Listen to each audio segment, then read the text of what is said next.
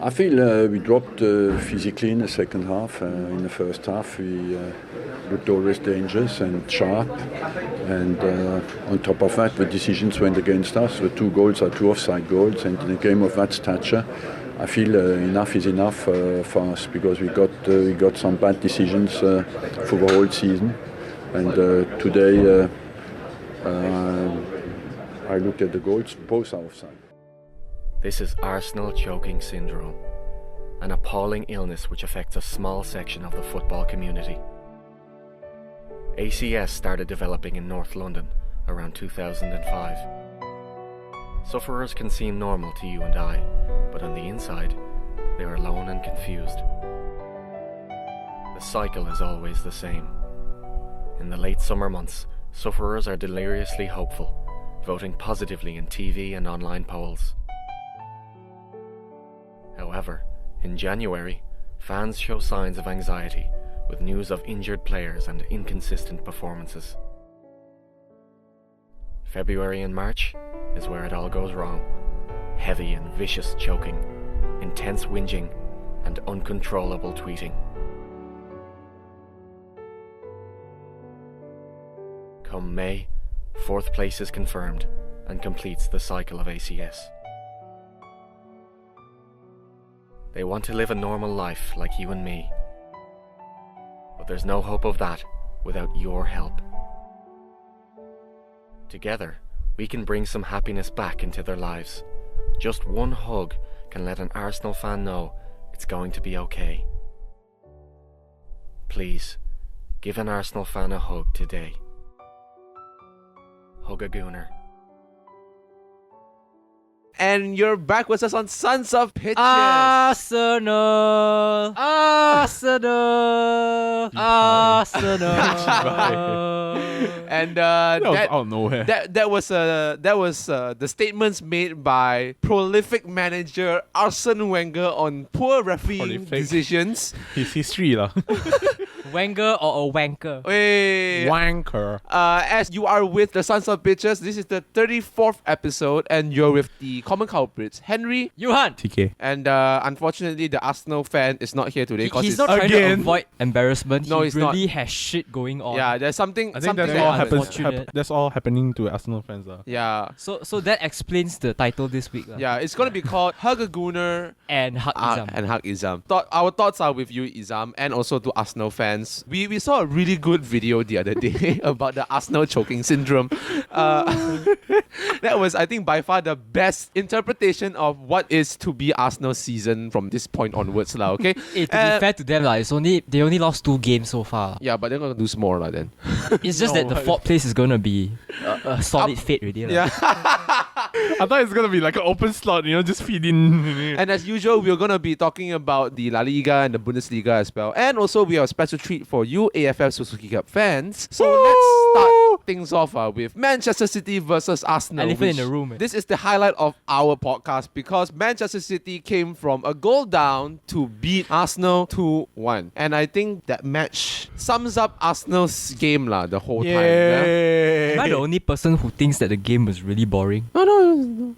Would you agree that it was boring? Yeah, Ozil lah. No. Aside from Ozil and Sanchez, we will criticize them later. But first of all, the game overall. After the first goal, it was just downhill from there, basically for because Arsenal. I feel like City didn't really play well either. It was just a battle of who was shittier. Yeah, the defense was shit, just saying. Both set of defendings were terrible. So let's dissect that. Let's go on to the first goal that was conceded by Manchester City. Thoughts on that? I mean, it was a very good pass. It was very obvious that Otamendi was at fault. Oh, yeah. Because he allowed Walcott to go past him, and when Walcott was his man, he was supposed to mark him. Yeah. He didn't. And then you want to talk about the back four. I think bringing in Sanya really changed things. Okay. Probably because He knows my theory Arsenal. is because my Chinese self came out.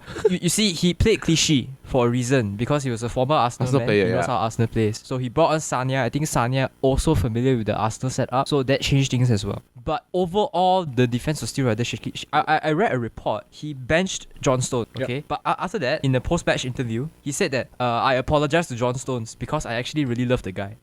Class. So that's a bit weird to me lah. If you want to bench a person, bench it like Mourinho. You know? I mean, like how Mourinho is benching Mata. If you're benching a person, there must be a reason behind it. You don't And to be fair, apologize to it. You know? to be fair to John Stones, he only had one bad game because he came back from. No, okay. Nah, not really. Not really. No, I mean Still shaky. he's still shaky. Yes, He's not as good as he was In when he was Everton. Yeah, but that's what happens to young players when you give them like £50 million price tag. You know, Raheem Sterling seemed to be a bit confused with how he was playing as well when he came on. He scored the winner, yes, but he looked lost. In the first half, yes, he looked lost. Okay, to be fair to him, he played the role of a right wing. Okay, Which he plays wings anyway. yeah, he plays a wing. But my question to him is, when it comes to critical moments when Arsenal is attacking, what is your role exactly? Do you Just be drop there. deep to defend, or do you stay up front to Like continue Ozil. to wait for either a long pass to go up front and attack? And He here's didn't know what he was supposed to do. Here's the thing though, like there should not have been a sense of confusion from Sterling, because Sterling is the player that to me he is a natural winger or a natural front man. Oh, not sure. So he will never he's never the type of man that will go back and help out. He's always the type of person that you look for up front. Then I think he has to learn from De Bruyne, because you see, even playing, although he played up front, a false nine striker, okay, but there were certain instances where he dropped deep as well to reinforce defense. Right. Okay. Then he was in the middle. He was playing the ball, going around giving passes to make sure that you can bring the ball forward. That's right. Okay. But then there were also instances where he was up front ready to finish. So he's an all-rounder. Yes, he's not familiar with the position. Didn't play as well as he did in the previous few games, but he did alright for a first time playing as a false nine. And can we just point out the sweet pass that he made to my Sterling God. to that goal? What the hell was that? Oh my that god. goal- That was beautiful. That pass was sublime. That he, pass was he, unreal. he took it on a volley, He took it on a volley and he found Sterling just like that. I mean, Arsenal, defense-wise, they could have dealt with Monreal especially. They could have dealt with Sterling much better than they have. Because he shouldn't have tracked back. He should have at least committed, even though you're in the box. He should have committed. But I don't know what the hell was going on. I think what was missing from City was what was missing in Arsenal as well throughout the whole game. Yeah, that's City true. found the composure, the energy, and the aggression At the second half. I don't know what Guardiola, what kind of pep talk, Pep talk. what kind of pep talk he did in the. Fuck. So I think, to be fair for Arsenal, I say Arsenal fans, right? I'm just saying because when we criticize Arsenal players, like especially those back four players, it's like we have this expectation of them performing like a solid wall. No goals are supposed to go through like that. I think it's unfair for them as well. But it's not to say that their defense was bad. It's more, to me, it's more of the blame on Ozil and Sanchez not taking enough initiative to. Where was Ozil? Could you feel him on the field? This is not the He was Ozil standing we there know. like a stick. Yeah. But if you were to say that the team that lacked the most conviction to me was Arsenal, because in terms of defense as well, they could have done so much better. I'm still holding them against the goal, because that goal, the goal that Sterling scored was unavoidable. That was avoidable. Yeah, and Peter Cech was saying that, Silva blocked my vision, and then Arsene Wenger also very, very pathetic attitude to me. If Mourinho did the same thing also, I would criticize him. But after the interview, he said, the way I look at it, both goals were offside. But it was First goal, arguable. Yes, Very yes. tight. The linesman was very difficult for him to call. Yes. Okay, very tight. But second goal, That was not offside. That was Second not goal offside. wasn't offside. That was offside. That wasn't offside. I would say, this kind of moments are like moments of brilliance coming up from one of the players. That moment of brilliance that needed for them to win, basically. You're talking about City, right? Yeah, I'm saying City itself, like Sterling itself. I mean, he might be shit entire match, but a single moment that can change the whole game. Yeah, that's true. That's true. And what moment was that? Yeah, scoring that goal, ending the game. To me, 2-1. it's not, To me, Arsenal's moment was Everton. Because Arsene Wenger blaming refereeing decisions, he did the same thing for the Everton game. That happens every manager Christmas. itself. And I don't understand. Okay, question here. He had Lucas Perez on the bench. He had Giroud on the bench. That's right. He likes to use Giroud for substitution. That's right. Why Super didn't sub. he use Giroud? You know that Sanchez is not fired. Sanchez was not moving, Sanchez is there was a point in the first half, I think there was a shot of him actually squatting down in pain. Yeah, he did. So it could be a problem there. I think Sanchez might have been So injured. stop playing him lah. Yeah. You bought Perez for a reason, right? But that is Arsene Wenger though. It's times like this when I hope Izham would be be with us to give his defense or something.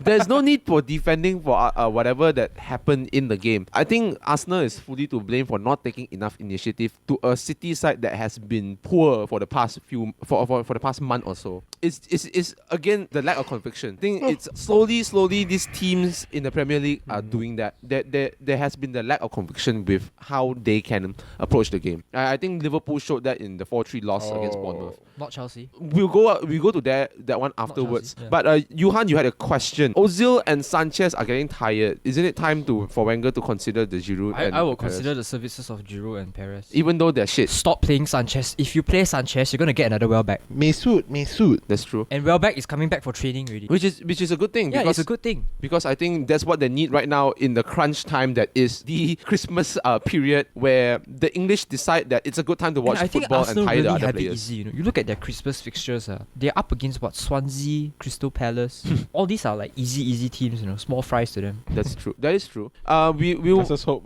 If you don't win this kind of games, confirm your fans will criticize you. Same thing for United. Let's just pray lah. My question is now, with Pep being such a prolific manager, do you think that he will do something to improve the side? Because we've seen it for the past month. We think that he will improve the side the next match, but he hasn't. I think he's just waiting for Aguero to come back. I think he's just waiting for Liverpool's match. Yeah, Liverpool's match is going to be. It's gonna be bomb, I feel. Yeah. I still don't understand why he doesn't want to play Nolito lah.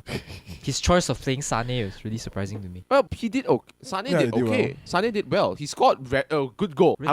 I would say it's a good goal. better. What? I think he could have done better. Got sometimes, there's a bit of football that let's get involved.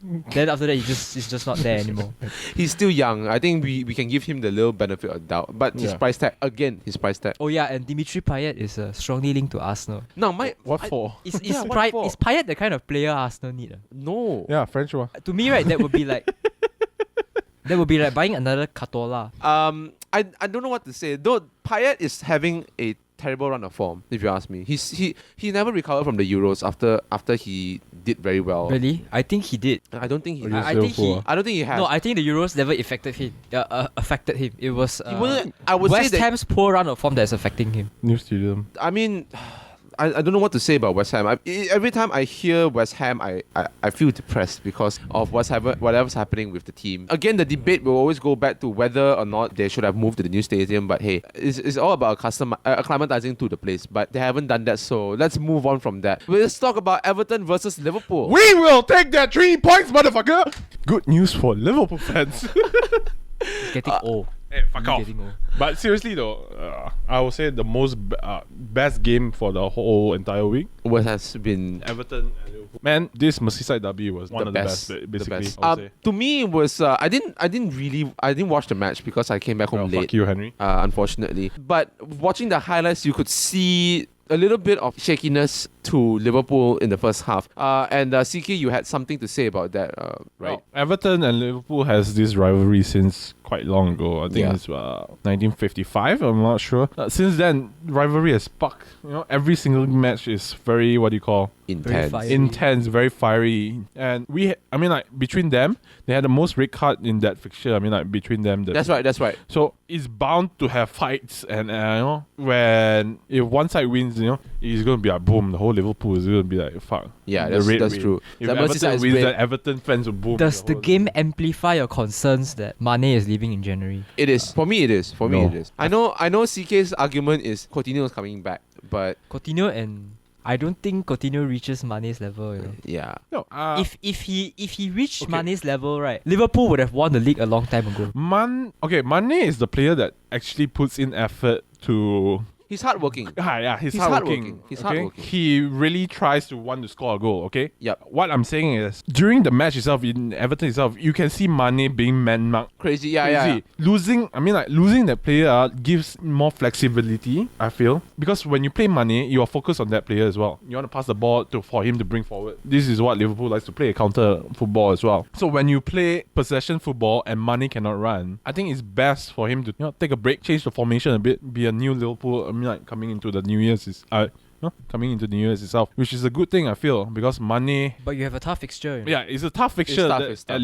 But you cannot rely on Mane alone itself, because I think so far Liverpool has performed right. It's not on individual brilliance, But on team play. it's team play itself. Yeah. So when the whole unit actually breaks, they actually break. Like in Tell Bournemouth, that they Sturridge. actually broke. Yeah. Well, Sturridge came in as a super sub. He to was a assist. super sub. So we call him a super sub right now, but I Cause- don't think he's going to stay there as a super sub. Huh? Yeah, that's true. So- He might I'm leave. calling it Sturridge to Everton. Far. No, that's not what I happened. think West Ham. No, might the be- buy to Everton. It's getting real. I can't wait. I want to talk about I think my statement would be Klopp has employed the same team for the past month since Coutinho got injured. The team seems to be gelling quite well, but I think Origi is. I hope not, but he's slowly like dipping in form already. Because after that 5 games, 5 goals. after that 5 games and 5 goals, this I game, jinxed it I think this game CK really wanted to see Origi score, but Yeah, I he already wasn't wanted there. to see the Divock score. Yeah. So what I think I happened to jinxed it. Not in shape. He's No, not he wasn't in shit. shape. He's just not there. As What do you massive- say? He's just there. It's not in shape. He's like Lukaku, both Belgium on up off, front. on off. No, it's not on off. I would say it's like losing the ball very easily. Yeah, and Lukaku was off the whole game. Okay. That I would say. In that game itself, Divock was playing left instead of center. Yeah. Huh? Then who plays center? No, it's like they keep rotating basically. So Firmino and who? Mane. Yeah, Mane and also Divock keep rotating basically. But you can see why Divock is always at the right left because his right foot is really good. That's right. He scored goals with that right foot. Every time basically you from see that him on the left angle. flank when he tries to take the which shot, is he's- really dangerous. Yeah. So, but Everton did well defending against him. I would say. for a while. Yeah. For a while. Yeah. No lah. I think the whole match against Divock Origi I think was really well. from What them. what went right for Everton was their man marking because most of the striking options that we had is Firmino, Origi, and Mane, and all 3 of them in the first half were just shut down. I'll be surprised to say Ashley Williams actually played well that game because he closed down Origi. He's the person that closed down Origi really well. I think he learned his mistakes from against Arsenal. Baines, in the other hand, will be very not contributing to Everton. I feel. What do you think is that? Is it because he's old or? No, I wouldn't say he's old. He's just the gameplay itself because I think Everton likes to play wing back style of play, right? When the ball is not going upwards, Baines is just in defensive mode, which is not. Which is not what you want because he's a fullback. He's supposed to be going up. Yeah. So it was possession wise, it was really Liverpool's favor. Yeah. But it was really frustrating to see until the 90th minute. You see the 0-0 score basically. Yeah. We tried really hard, but it just really couldn't score. We needed that Everton moment is of a good brilliance. defensive basically. side. Yes, it is. When they want to, when they put their heart into it. Yeah, when Ronald Koeman decides that this is the right time to put defense. But- No, I don't know what Ronald Koeman says. Guys, today you can just do whatever you want. Today you put into your heart into it. But you have to give credit to Klavan and also Lovren. Yeah, I think they are the two. For the first time, Liverpool had defenders who are solid. The match itself shows that Klavan and Lovren were okay enough to handle their own. I'm surprised that the Estonian can run. He's the Estonian Player of the Year. There's actually links that Liverpool wants Kasper Schmeichel in the what? My question to that. My question to that. Why do we need another keeper when we already have 3? Yeah lah, buy And- Kusagan. I think Mignolet, Fuck you, I think Mignolet has proven a point right now. That he can He can challenge. keep a clean sheet Yeah. more than Karius right now. So Again, my I point. think it shut up all Klopp. Yeah. What The do you critics call- that on Mignolet has had for itself. the past 3 seasons. But nah, I mean, You were part of that critic. Yeah, community. that's why I say I shut up. I praised him. Ross Barkley, he had a challenge against Jordan Henderson. Do you guys think that was a red card? Yes. I think that was a red card. He went on 2-footed. You know and- what's the best case to refer to? What? Rojo, who got away with that double-legged tackle, right? Yeah, they were If that mentioning- was a red card, right, then whatever tackle you see which is double-legged should be a red card already. Yeah, Ross Barkley. For me, Ross Barkley should have been sent off. in that game itself, they were mentioning about Rojo's tackle as well.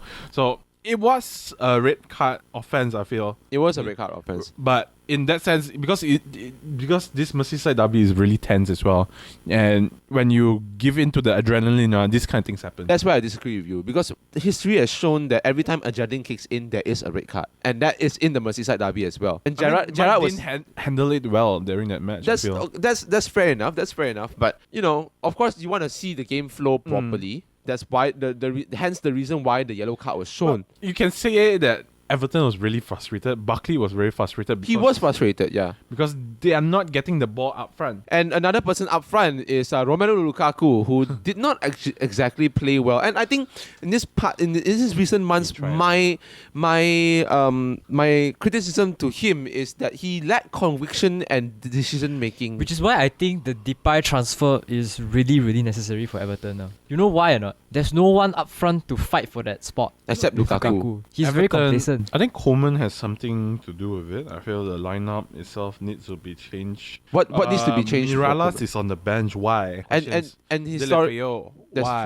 true. That's true because historically, Cleverley, why? No, Cleverly, who should okay play as lah. striker? Who Huh? should play? I mean, no, Lukaku should Play a false striker. nine. Yeah, I know, but You I'm specifically looking at Lukaku's performance only. Who when else the ah? manager does Cornea. when the manager has a Kone, that blonde dude, the bleach dyed hair Why guy. not? I mean, but since Martinez's time, right, he didn't really got into like regular first team action because of Lukaku. Because- Because of Lukaku. Because of Lukaku, right? It's just the play style is fixed, really. Yep, that's it's true. 4-5-1. It's always 4-5-1. And it has never changed for the past Yeah. 4 seasons since Lukaku came It's into always the like side. that. So So you're saying if you change the tactics, Lukaku can score? I think that would be a case. or I maybe also, it's just Lukaku being stubborn, don't want to play with another striker. Another striker. I have a question. When Lukaku is expected to score up front, right? Mm-hmm. Does Everton midfielders, the likes of Barkley, Cleverly, Miralas, all these players, Valencia, do they provide a supply? I would say. Like Baines also creates the So supply. they're providing the supply, right? yeah, So it's shown by last no, week. okay. My second question is, if there is supply, what excuse does Lukaku have to not score and finish? Okay, in that game itself against Liverpool, what I can dissect was Liverpool's holding the defense line up very high. It's not like few meters away from the box itself. It was really high. Once he gets the ball, he needs to push himself. That means like supply is to him. Yes, there is ball, but who else is there to support him? So you're saying Liverpool's defense was good, that's why he couldn't score. I'm talking No, about no. the general run so far. No, I'm saying that Lukaku needs support. I'm just saying that in that game itself, Liverpool hold the defense line up high. The ball goes to Lukaku. There's no support coming from the sides. Because You get of what the I mean? fact that it was so it's high. Yeah, it's high, and the ball is here. So you are expected to bring the ball very far to the goal. Before someone comes up to support you. Yeah. So Yeah, so my point is because Liverpool played defense high I wouldn't up. say Liverpool. It's just we were pressing a lot. That's why. Yeah, because you were pressing a lot. Everton So- basically ran out of options. No, in this game specifically, you cannot refer to this game as an example. You have to talk about Everton's run of form so far. Has there been supply for Lukaku or not? Yeah. Yes, there has been. There has been, But yes. he has not been finishing. And not every team plays like Liverpool in this game. That is true. So the blame goes to Lukaku for not scoring because there is supply for you, but No. you're not finishing. But you played. And why are you not finishing? Because you're complacent. No one is fighting for that spot with you. But when they play with Arsenal all the time, right? It's the same thing happen, right? Yeah, Lukaku didn't have. Arsenal also hold a very high defense line as well. Yep. This Because is in general, This is somewhere I'm gonna cite CK there. because in general, when you play 4-5-1, there's only one striker up front threatening, and you are holding the possession. Why not have higher defensive line? And think about it, both the goals came not from Lukaku, yeah. So but there was supply. yeah, I mean like If you are saying that playing a lone striker doesn't work for Everton, it doesn't work. he has to switch to either 4-4-2 or 4-3-3. Yes. Okay, so there is no other number 9 to couple with Lukaku up front. Aruna Kone? There's a reason why he's not there. Well, if you want to play a There's a 4 reason goals, why he's not there. in the if you lineup. want to play 4-3-3, right, you can play Delafeo Yeah. and you I can guess play they missed Miralas. Naismith lah. Oh. Right, Naismith is the what the fuck fella that comes on to Everton and It's just a- like fucking scores goals. Jelavic. It's Yeah, this it's kind a of worrying side because Everton is set to pay Lukaku, offer a contract to Lukaku which sees him earn £100,000 It's okay a lah. week. That's why I said if No, Depay, I disagree lah. I think that Lukaku has to bear the fault partially. You are coming from a perspective where look, Lukaku is a good player, so don't blame him when he's not scoring. okay, I can imagine you put Drogba in front of one person so he cannot do anything. Yeah, that's what happens in Impact Montreal. He never actually had a supply. I mean, he had a supply, but he had to create it by himself, which was something challenging for someone that old already. Drogba is what you call pairing striker kind of player. When he was in Chelsea, who was the striker alongside him? He used to be. There is a period of time what he was a main striker. he was a main striker. Then he was with someone. It wasn't so big of. I can't remember his name. Torres? No. Before Torres day. Before Torres. No. Kalu. Yes. Who is the other player again? There's two black players. Oh, sorry, my bad. Kalu and the others. Malouda. Nicholas Malouda. Anelka. And Anelka. Yes. Michael Essien, Lampard. These kind of players, they can score on their own as well. Everton, Don't have anybody who can score. beside Miralas or Even like people like Baines or... people challenge. I mean, the wing itself, go inside deep into the box, creating chances. That's what is lacking of Everton. They are playing like Swansea basically. All right, let's I still disagree. I still think that Lukaku has to bear. let's just agree to disagree on that, and we move on to our next point, which is going to be the other Premier League results. We have Crystal Palace versus Chelsea. Fuck you, Benteke. You should have scored. Yeah. Crystal Palace, I think they deserve better results. Chelsea has won a club record 11 consecutive games. Now but that it's not 1-0, 1-0, 1-0, 1-0, 1-0. yeah, which reminds me of I mean, Spain. not all lah. And it bores the fuck out. No, of me. you know what's happening now. No, you know what I see happening now for Chelsea. You know What? People know Chelsea are scary, so they just park the bus on it. And that's draw why the you have game, 1-0, 1-0, 1-0, 1-0 results. And okay, I want to let's talk about that. Crystal Palace came into the game with a lot of players not available due to injury, and Palace came in with an 8 defeat in 11 games. And they this is their 8th defeat. There Sorry. are game. Okay, in this game, right? Actually, Palace played well. Not the point where they conceded the goal. I think they were only good in the first half until the goal was scored. After that, they just kind of went like headless chickens. To me, Chelsea could have scored more than one, but it was only because Wayne Hennessy was doing extremely well between the sticks. I will give praise to Wayne Hennessy for stopping the scoreline from being just 1-0. I think it could have been easily 3-4-0 if Wayne Hennessy wasn't there. You put someone like who the fuck else? Mandanda. It will probably be shittier. Chelsea really, like, Crystal Palace had the capabilities, especially in the wing. I want to talk about this one because this is something that I realized that Crystal Palace, there was a flaw that Chelsea had and Crystal Palace tapped to it Didn't tap into it properly. Because what happened was, if you realize all the games, Conte deploys everybody in the box when the other team is attacking. Okay. There was no players in the wing, and that was what Cabaye and the other players did. He dispatched the fullback Martin Kelly to cross the ball into the box, to which both the attempts or a few other attempts that came in never worked. CK has something to say. Difference between a team that has support and a team that has. He's just trying to win the argument. He's bringing back. He's bringing it back. So no, I'm not trying to win. I'm just saying that in Chelsea's sense, right? Diego Costa is not a lone striker kind of player. That's right. I mean, that's why you can see like Lukaku and Lukaku and also Diego Costa being the same kind of player, right? Ball must be supplied in for them to tap into the goal. Okay. They're Right. finishers, they're like predators looking for chances. Yeah. So what does Chelsea have? Oh, Hazard, Willian, Willian. Oscar. Those are threatening players. Those are what? Threatening players. Threatening players. You have people like Gareth Barry to play inside Everton. He used to be good lah. Okay, I mean, Barry he used to be good. I'm not saying anything, but it's just like, what are you trying to achieve during that game itself? What Coleman set off himself to get during that game was a draw itself, not a win. You're talking about Everton again, Yeah, right? okay. So going back to Chelsea, Chelsea has support coming into the game. Yeah. The difference between 1-0 and the other games basically is the other opponent teams are doing their best to stop Chelsea. To stop itself. Chelsea, yeah. And over here, Palace didn't. Yeah. Palace really didn't. And I have one person I'm so to blame. confused. Which one are we talking about now? Everton, Crystal Palace. We're going back to Chelsea. We're going back to Chelsea. Well, Chelsea can score goals compared to Everton. Okay. Before we shift the focus to Chelsea, I want to go back to the focus to are you I'm not following. Wait. Which talk set are we Okay. in now? You are in Chelsea's talk set. I'm saying that why Chelsea can score It's as compared to It's because Costa has support. yes. Then just now when I asked you the question whether or not Lukaku has support, just say lah, don't have. That's why I said You don't said have. I said God. You say God. The players are on the bench. They're sitting. I'm so glad that Izham is not here because I don't know what the hell is going to add into this.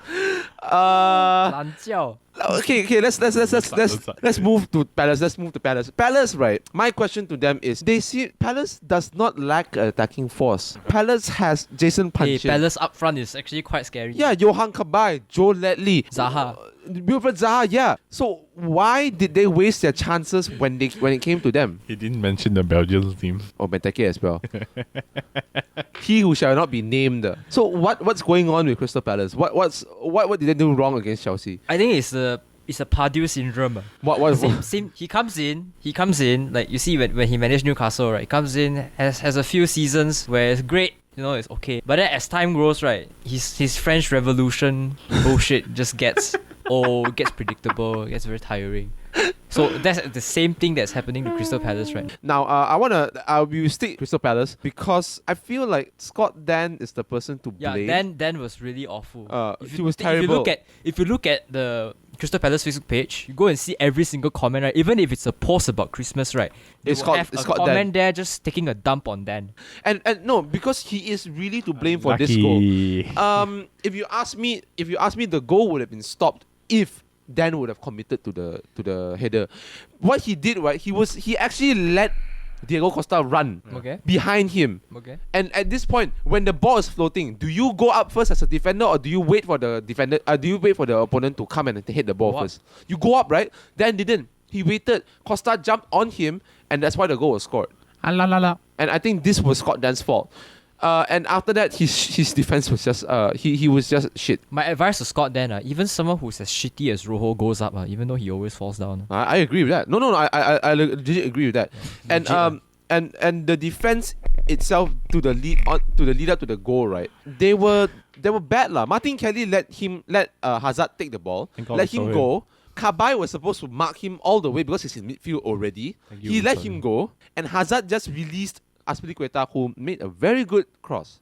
It was a very good cross, but then Scott Dan had to fuck up lah. And he reminds me of Macaulay in West Brom, which is what we're going to talk about right now. West Brom versus Manchester United. Not bad, clean sheet. Yeah, good news for you. This is a clean sheet and 3 games in a row. Three wins in a row. 3 wins in a row. Good news for United. And Rojo for staying inside me. Yeah, and Rojo for doing surprisingly well. Are you sure he did well? He did alright against the the West Brom problem team. with Rojo is, right, he's so short, and then he's not buff, Then whenever like English players just barge up to him, right, as a defender, right, he just gets easily overrun. He just falls down. He just becomes clumsy, I mean, he's hardworking and he tries, but he just falls down all the fucking time. But hey, he's the best thing that you guys can have right now. Who else do you guys have? Phil Jones?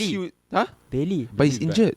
Blaine is not injured, Bailey is back, right? Bailey is back. Blaine is back. So is Phil Jones. Phil Jones okay. Phil Jones played in the game, Phil Jones tak cuak tau. Phil Jones tak cuak. Why? Because he's Dia from tak Blackburn. gerak sebab he's a tank. He's a rugby player. Yeah, he's a rugby player. He's a tank. Fucking drops See, other players like. traditionally, right, United's defense has always built on players who are solid and then you can't move them one. You see players like Vidic, Ferdinand, even like these are the players like who are solid players. West Brown, Yeah. John O'Shea. That's why you can outrun them. No, it's not outrunning. It's Johnny like Evans. you cannot get past them. It's like they're rocks. Suarez can. But Johnny then Evans. Rojo is someone who is a defender who United has never seen before. That's my only issue with him. We're talking about Rojo here, right? Why are you so salty with him? I What the think fuck? Rojo should deploy like maybe you should try playing him in fullback, I think Because that would he be a can good move, idea. ma. Yeah. He moves very fast, ma. That's the true. kind of player you need at a fullback, what? Not a person as a centre back. Centre backs, we need rocks. People you can't get past. But he just falls down so easily. And Then he loses the ball, like always trying to fight the ball over. But then people always win the ball over. credits to Zlatan Ibrahimovic, who Mourinho called undroppable before the game. He scored 2 of the goals that United scored. And Are you happy? yeah, are you happy that Zlatan is scoring? Let's not talk about Pogba lah, because Pogba is just there to be the overrated token all the £100 million boy. I'm concerned about Herrera. It looks tired. But then that's what every player says, right? Everybody we say That's right why you now. got Carrick to come in. Yeah, that's true. No, you know what I really want, because now the problem is Mkhitaryan is injured. I want to see Mata Again? and Mkhitaryan play together. It'd be fucking nice with. Yeah, but you know Mourinho's not going to put Mata on the lineup, right? Why not? You have two It- gifted midfielders. You just No, ask just why picture, not? just It's picture. Mourinho. Picture Mata in AM, Mkhitaryan, and then don't just bench Marshall. Just put on Lingard or Rashford first. I cannot imagine. Why you cannot imagine? Because I So good, Lingard is actually so good. good. Lingard played well in this game. He almost scored because of a Macaulay fuck up. Macaulay, 2 games in a row with 2 high profile mess ups. I don't know West what to Brom, say. it's West Brom. It's West Brom. It's yeah. West Brom. It's Tony Pulis. But I think the match was overall quite How you even. want? It's just like I leaning think on them and I think the match was overall quite even because of the fact that both had their chances. I think it was a game that United had to win. yeah, and it was just who wanted the win more. And to me, I'm very disappointed lah. Cause when I saw the score, Spurs were still level against Burnley. So I thought like, wait, we have a chance to go to 5th way. yeah, but Then then they scored like, a last minute winner, Danny Rose. Chibai. oh, it was a good goal though. It's a crazy ass good goal, man. faith is on their side. It was just It's a very match. normal win. There's no need It was to it was talk just about like it. Yeah, there's no need United to talk was about supposed to win. Yeah. But do you think coming up to the Christmas, do you think they'll do okay? United- There's no United. Europa so far until that. No February, Champions right? League at Very hard to all. say, so- My target, I only hope for them to win the EFL Cup. That's it. You have to go through Liverpool You have to first. go through Liverpool, which is why I'm not very optimistic about that one. I'm not very optimistic of Southampton as well. I'll see Club. That's true. That's true. They might fucking fuck us up. man. Yeah, I mean, but Bournemouth scored a damn good goal, but then they came back against. Oh my god, So, not Jay looking forward. Rodriguez. We have to watch out. Okay. We have to watch out for him. Jay Rodriguez, since the Lalana days in Southampton itself, he's a prospect. Yeah, he is Liverpool a wanted to prospect. buy him. I'm serious. This one is legit. Liverpool wanted to buy him. He Yeah. was injured. That's why they called it off. Jay Rodriguez is a what do you call a towering attacker, like a power. What Target do you call? man. Yeah. It's really good, to have someone like so He's the tall. proper number 9. Yeah. He's the proper number 9. And Sometimes, my take on this match was Pulis has to sort out his defense because there's been too many high-profile errors from Chris Macaulay, and the transfer window is coming up. makes me remember of Maxi Rodriguez. Oh Sometimes. man, I missed that fucker lah. Short fuck. Yeah. Anyways, we're gonna move on to La Liga, which was nothing convincing. The only match that I watched from the whole thing was Barcelona. The Premier League table standings still remain the same, right? Yeah. Yeah. No. yeah. It's still the It's the same, same, except for yeah. Arsenal It's who the dropped points. It's Lah. the same. Liverpool dropped Chelsea, Liverpool, City, Arsenal. That's right. That's right. Then Spurs, Spurs. and then United. That's right. Yeah. So there's no changes, but we'll see because it's going to be a back-to-back run of 4 matches for all the teams. United, Arsenal, and Liverpool. City and Liverpool have one day break between them. Questionable for the FA because I don't know what the fuck they're doing with the lineup of matches. But fuck you guys because you guys are gonna see a lot of injured players after this, and it's your fault. All for the profit, right? All for the profit. Anyways, let's move on to La Liga again. Let's move on to La Liga. The only match that I watched from that whole La Liga week was probably Las Palmas against Atletico Madrid. 1-0. Yeah, 1-0, which Las Palmas did surprisingly well against. I think there's not much to talk about Madrid. We've pretty much talked about them. Credits to Kashima Antlers for putting up a huge fight that pulled Madrid into extra time before Ronaldo decided that let's score a hat-trick. That's about it lah. But seriously, Kashima Antlers, well done. You guys showed who's boss in that game because Madrid bucked the fuck up. We'll move on to Bundesliga where I'm going to ask another team to buck the fuck up, which is Borussia Dortmund. Hoffenheim against Dortmund 2-2. Dortmund against Augsburg 1-1. So I thought they had like 11 players Injured, who yeah, were- they did. injured. Not an excuse to me. Serious, Dortmund. ah? So if Liverpool had 11 first team players injured, I think we still have some players who can hold themselves. Woodburn. Yeah, you got Woodburn, we got we Alexander need to stop Arnold, preaching about we Woodburn. got Ajaria. We didn't do that with Rashford and Lingard. Yeah, you did. Shut up, you guys did. You didn't. Yeah, you did. Your Rashford fans is did. fast. Oh yeah, Oh, that's we didn't. scary, man. Because he's not what do you call a Liverpool player, that's why we don't praise him that much. We talk shit about Sterling all the time because it's a Liverpool product. It's like if Rashford was a Liverpool product, probably we'll praise him a lot more. Anyways, let's talk about Dortmund because they had a run of shit form ever since they won the first few games in the season. I think all of us here, I don't know lah, I don't want to preach on behalf of you guys lah, but I think I'm disappointed with Dortmund with how they're dealing with their run of form fixtures. There's really nothing much to say. We have to look at what happens after the winter break. That would change everything. You never know what's going to happen after the winter break. Yeah, and Dortmund lost Marco Reus when they played against Hoffenheim because he got a second yellow and he got sent off. And notable mention in these two games, Ousmane Dembele carried the team for the two games. Yeah, just saying, he was the one that Who created. was playing in Dortmund? Because they have 11 players. They still have So what's Alba. They still have Alba. They have I don't think they have Kagawa? Pulisic. They have Kagawa's injured. Kagawa's unfit.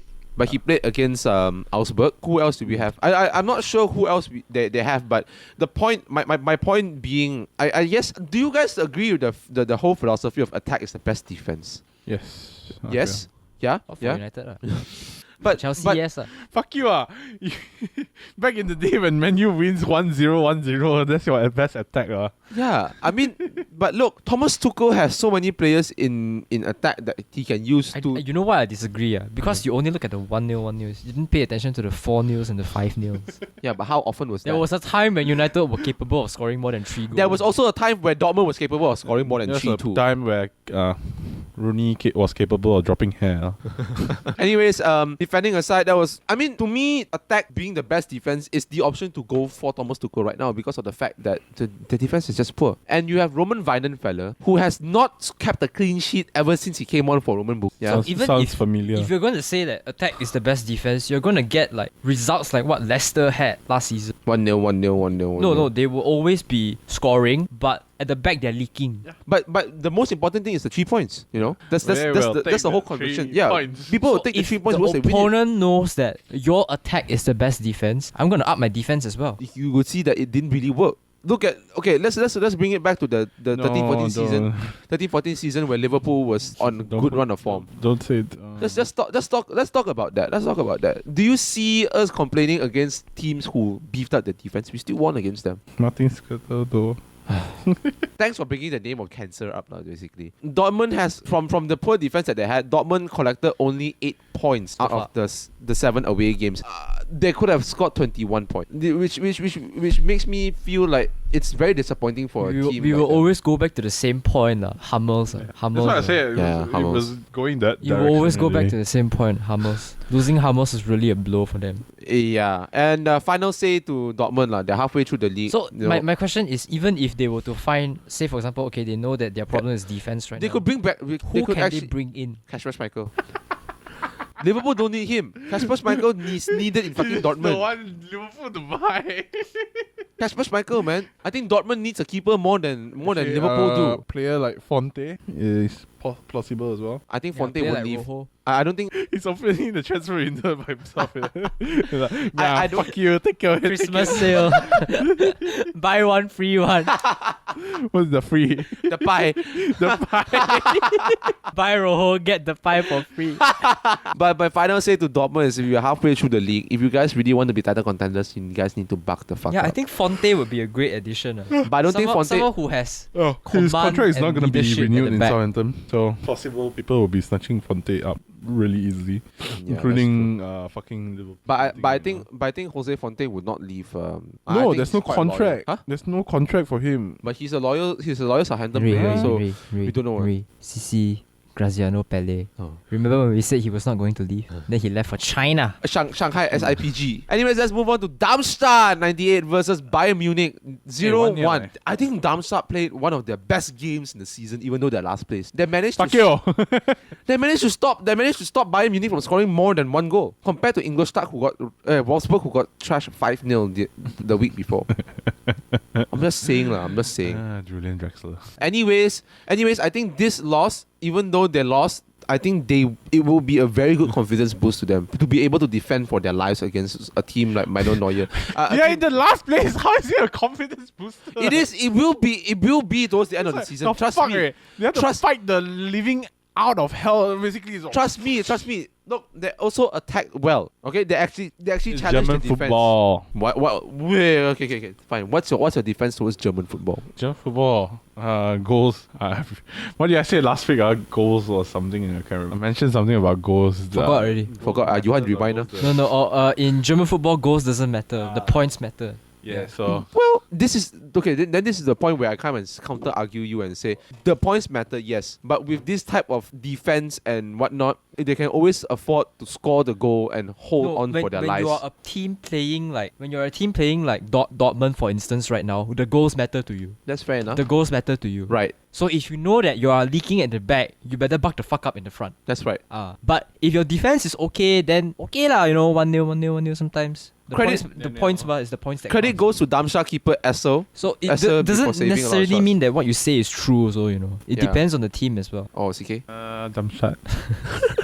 Anyways, that's it for the Bundesliga. Let's move on to the final talk set, which is going to be the AFF Suzuki Time Cup. monks now, what the fuck? It's not Time Monks. I think this win, You know what I find funny, ironic about this year's AFF Suzuki Cup? What? The hype around it is not as much as the previous few AFF Suzuki Cups. Well, it's because Malaysia is No, shit. even with Malaysia out, It to you me don't see as much like usually. Yeah, you know why not? Because they ban people from watching even though the country is playing. Yeah, I'm talking to you, AFF Suzuki Cup Facebook page and YouTube page. But the to me, Thailand's victory, there's not much to talk about. We already know what Thailand is capable of. It's a good thing that what happened at the Euros didn't happen again. Time monks really. No, I mean Indonesia put up a very good fight in the Bukano Stadium. leg. Yeah, they played very well. first leg. They played very well in the first leg. But the second leg, you just knew Like- when you go to King Bhumibol Stadium, that is Like I said, it's like final. You shouldn't have two legs basically. It would be more interesting if you think that there's no second leg and you put your heart out into the first leg itself. I think Thailand did their best to defend against the 2 goals in the first leg itself. I get where CK is coming from, because when you have 2 legs, you have home and away. Right. So the team that plays yeah. home first is at disadvantage. Disadvantage. Yeah, it's So at disadvantage. It'll be like we are gonna rely on our supporters in the second leg, Yeah. to push our But- the But motivation. to be fair, you need to understand Malaysia won at the second leg. Yeah. No, we they, didn't. they won when they were away. They Yes, started they were- the they- leg they- away first. they beat- home first. Malaysia beat Indonesia in the first But leg in at the home. first leg, were we away or home? Home. We played in So we were Putra. disadvantaged, but we still won. Yeah, you guys still won. Then we lost at Stadium Bung Karno, but That's we why won that by goal victory for difference. us was especially sweet. Yes, that's right. Right? That's right. Because we still won the game. Yeah. We still won the game But eventually. the few years from now on, I think Thailand is just gonna keep winning. I feel like they should, because the way that they've been developing their football has been brilliant. I mean, Malaysia has NFDP, yes, but again, it goes back to the debate on whether FAM will pick these players up in between. What's going to happen in between the NFDP? Hey, speaking period? of NFDP, right? I'm surprised. City, City's under 12 team. Yeah. They defeated United's academy, under 12 academy, and Uh-huh. won the league. But this time around, when they came to NFDP for the Super Mock Cup, Yep. I think they lost they Quite were badly. hammered 5-0 or 6-0 in the first leg itself, and they were eliminated already. Right. Wow. Just And saying, credits to the Malaysian Cougars, if I'm not wrong. I think it was Yeah, the Malaysian Cougars yes, who the won Malaysian against Cougars. Portland Lisbon. Under 14, right? Yes, under 14. that won, right? Yeah. I- The rest were just habis. Yeah, that's why. NFDP Selangor lost in the first match itself. Selangor. Let's not talk about them. Again, I think victory for Thailand is sweeter because they can dedicate this to the king. To the king.